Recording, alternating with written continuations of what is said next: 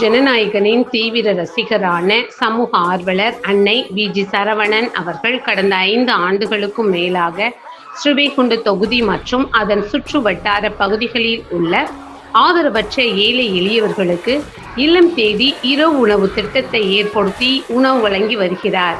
இந்நிலையில் தமிழக வெற்றிக் கழகத்தின் ஐம்பெரும் கொள்கை தலைவர்களுள் ஒருவரான சமூக ஆர்வலர் அஞ்சலை அம்மாளை கொள்கை தலைவராக அறிவித்ததன் ஏற்பால் தமிழக வெற்றி கழகத்துடன் இணைந்து தமிழக வெற்றி கழக தலைவர் தளபதி திரு விஜய் அவர்களின் ஆசியுடன் கழக பொதுச் செயலாளர் அண்ணன் புசி என் ஆனந்த் அவர்களின் வழிகாட்டுதலின்படியும் மதிய உணவு மற்றும் இரவு உணவு திட்டத்தை ஏற்படுத்தி உணவு வழங்கி வருகிறார்.